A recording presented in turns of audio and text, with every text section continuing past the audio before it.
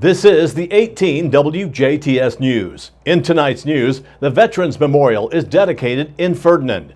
Chalk Walk is coming up this Saturday, and we'll go over upcoming fair dates for this summer. Zach Ruber talks with the Du Bois County Humane Society, and Kurt Guxell looks at sports, followed by WJTS Inform. Tonight, Kelly Ships talk about a magic yarn project. All this and more coming up on the 18 WJTS News.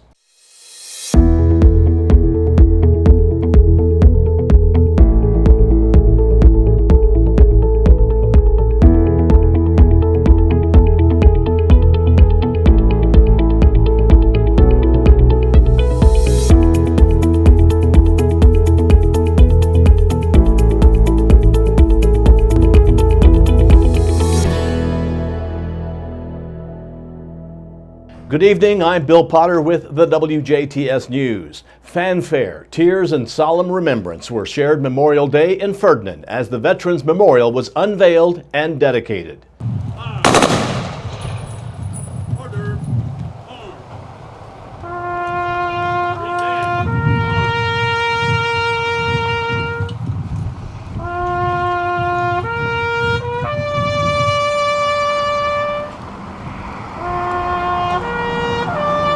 The Veterans Memorial now stands as a salute to servicemen and women who have served or are serving our country through the armed forces. The memorial was a dream of Leon Wire of Ferdinand, and with support of the community became a reality. Wire, who spearheaded the project, talks about its importance to him. It's a relief, but it's so special because it means a lot to it's for the veterans, you know. I went through a lot in Vietnam, so you know it's a special thing, and it's for the veterans. So. Hundreds attended the dedication Memorial Day on the north side of Ferdinand. The monument stands on the east side of 162 and also serves as a welcome to Ferdinand, as well in cooperation with the Ferdinand Chamber of Commerce. The Ferdinand American Legion Post 124 hosted the event. U.S. Senator Mike Braun spoke at the dedication and noted how memorials like this relate to him and this country. Given the fact that my dad was a World War II vet and really opened up about his life straddling D-Day with 16 missions before and 16 after. I didn't mention those details. Didn't mention the detail that they had to take the B-17 into a dive with everybody bailing out 1,000 feet. That sticks. The memorial features a large granite monument thanking all U.S. veterans and 5 small monuments representing the Navy, Army, Marine Corps, Coast Guard, and Air Force.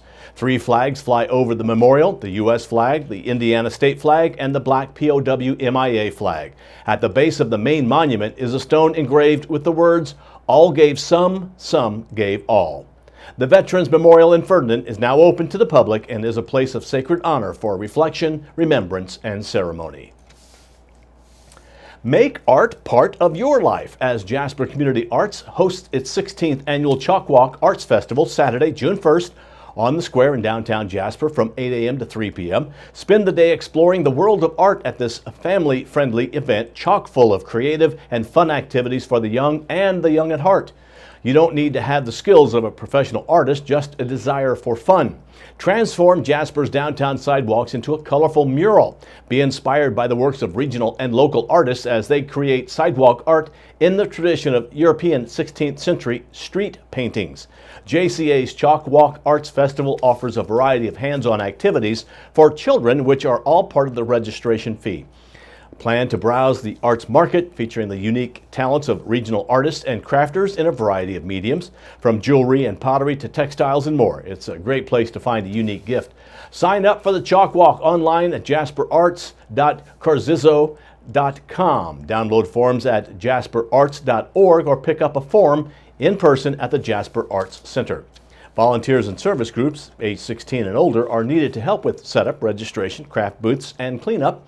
Those that are interested should call the Jasper Arts Center at 812-482-3070. Vendors for the arts market, food booths, nonprofit groups, DI teams, scout troops, church groups, etc., and community service booths are still being accepted. More details may be found at jasperarts.org. For additional information, please call the event coordinator, Corina Mack, at 812-482-3070, 482-3070. It may be hard to believe, but it's almost fair time. DuBois, Spencer, and Martin counties, as well as surrounding counties, will be hosting their 4-H fairs within the next month. Spencer County, while also having their county fair coming up as soon as well, will be the first to host their 4-H fair. They will begin on June 28th and end on July 1st. Orange County is next with their 4-H fair on July 5th and will last until July 12th. Perry County begins their 4-H fair on July 8th, and that will last until July 15th. Davies County follows with their 4-H fair starting on July 9th and lasting until July 19th. Davies County has yet to announce the dates for their county fair. The Martin County Fair takes place from July 12th to the 16th. DuBois County follows with their 4-H fair as they are scheduled for July 15th through the 19th. Finally, Pike County will be the last of surrounding counties to have their 4-H fair as they are scheduled July 21st through the 27th. If you're a 4-H member, we hope you're working on your project right now. Military history on display at the Indiana Military Museum in Vincennes. This Friday, the Indiana Military Museum dedicates its new diorama hall. The 28,000 square foot diorama hall is a result of a capital campaign at the museum that raised over $1 million towards the completion of the project. The Indiana Military Museum is located in historic Vincennes and contains one of the best overall collections of memorabilia for military in the nation and has a vast array of unique military artifacts, including vehicles, artillery, weaponry, uniforms, insignia, artwork, documents, and equipment from the American Revolutionary War to the present day. The IMM received a $250,000 Destination Development Grant in March of 2017 from the Indiana Office of Tourism Development for the project. The Indiana Military Museum Diorama Hall will be dedicated this Friday morning by the IMM's founder and curator, Jim Osborne, Indiana Lieutenant Governor Suzanne Crouch, Vincennes Mayor Joe Yoakum, and other dignitaries. The Indiana Military Museum is open daily 10 to 4 Eastern at 715 South 6th Street in Vincennes. 5 years after a cover-to-cover rewrite of Indiana's criminal code, dozens of counties say their jails are more crowded than ever. The rewrite of sentencing laws created 6 classes of felony instead of 4, with the goal of steering more low-level offenders into jail alternatives like work release and in-home detention. Those programs have 3,000 more offenders than they had 4 years ago, but the number of criminal charges has gone up even more, with 2/3 of the increase coming in these low-level crimes the revision hoped to address.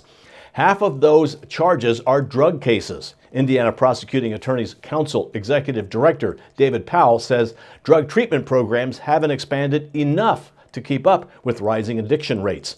He argues that's knocked out a key pillar of the criminal code reform. If there is no room for treatment, offenders end up back in jail, which puts more strain on those programs.